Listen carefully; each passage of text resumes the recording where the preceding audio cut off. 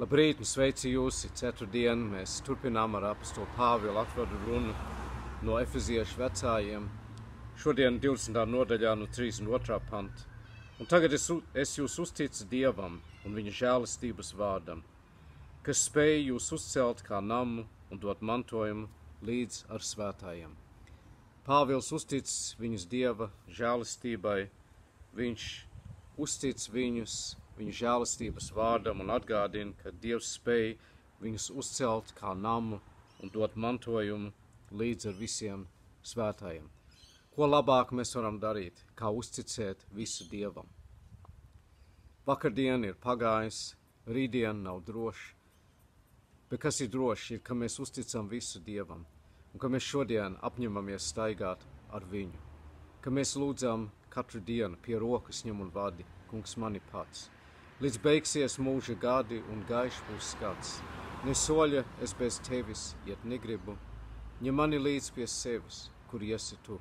Ka mēs to darām, mēs uzticam sevi, un ka mēs aizlūdzam to par citiem, mēs uzticam viņus Dievam un viņa žēlistības vārdam.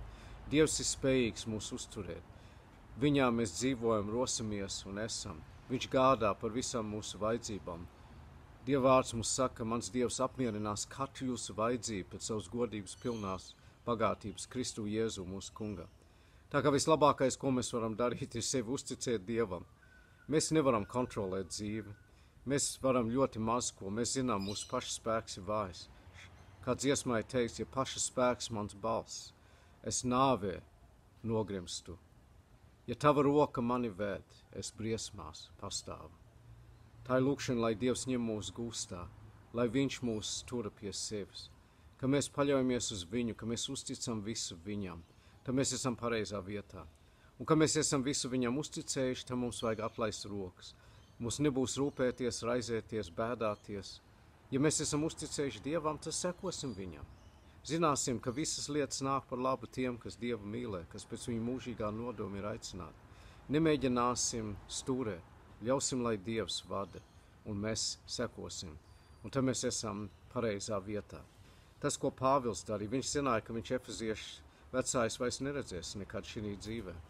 Viņš zināja, ka būs problēmas draudzē pēc viņa aiziešanas, bet viņš teica, es jūs uzticu Dievam, viņa žēlistības vārdam. Dievs spēj jūs uzturēt, kad tikai jūs turaties pie viņa, tā ir tā atslēga. Katru dienu dzīvot un staigāt garā, katru dienu iet ar viņu. Tā kā šodien, sākot šo dienu, apņemsimies atkal ar viņu staigāt, nodosim sevi viņa rokās kā dzīvu svētu viņam patīkam upuri. Tā, mīļais debes Tēvs, mēs nākam tavā priekšā šodien ar pateicību. Mēs nākam pa taviem vārtiem ar pateicību, tavos pagalmos ar teikšanu. Mēs tevi godinām, slavējam, pateicam tev par jaunu dienu, par nakts mieru, par vakardienu, kas jau tagad ir pagājis un kuru mēs vairs nevaram izmainīt. Mēs pateicamies arī par rītdienu, kas ir tavā ziņā, bet mēs apņemamies dzīvot šodienai. Paldies, kungs, ka tu mūs mīli. Paldies, ka tu esi dāvājis mums jaunu dienu. Vienalga, ko šī diena nesīs, kungs, mēs uzticam visu tev. Un mēs zinām, ka tavas rokas ir labas, lielas un drošas. Mēs paļaujamies uz tevi. Mēs lūdzam, lai tu ņem mūs pie rokas un vadi. Mēs lūdzam, kungs, palīdzi mums dzīvot ticībā, nešaubīties, nebaidīties, neraizēties, nerūpēties. Bet, kungs, darīt visu, ko mums jādara, ar pateicību tev, visu darot tev par godu, staigājot tavā garā, un viss labi būs. Paldies, ka tu mūs mīli ar mūžīgu mīlestību. Mēs mīlam tevi. Un mēs izlūdzamies, kungs, tavu svētību pār šo dienu. Mēs aizlūdzam, mīļais debes Tēvs, par mūsu vadītājiem un lūdzam, lai dod viņam godu, prātu un gudrību. Mēs skatāmies, kur tik daudz atkal ir bailes un briesmas un ciešanas, ir kari, ir zemestrīces. Mēs domājam par tiem Japānā, kas ir zaudējuši mīļus un dārgus cilvēkus, un kam dzīves ir sadragāts ar pēdējo zemestrīci, kas tikko bijusi. Mīļais debes Tēvs, apžēlojies. Apžēlojies par tiem, kas atrodas Ukrainā un Izrēlē un Palestīnā un citās vietās, kur ir nemieru un kari. Kungs, apžēlojies. Mēs lūdzam, mīļais debes Tēvs, lai kā šodien saulīt atspīd uz manu vaigu, lai atspīd, kungs, tava žēlistība pār katru. Ir sevišķi mēs lūdzam par tiem, kas tevi nepazīst. Mēs lūdzam, lai šodien būtu tā diena, ka viņi atsaucās. Palīdzi mums staigāt vienmēr tavā gaismā. Būt priekšsīm ticībā, cerībā, mīlestībā.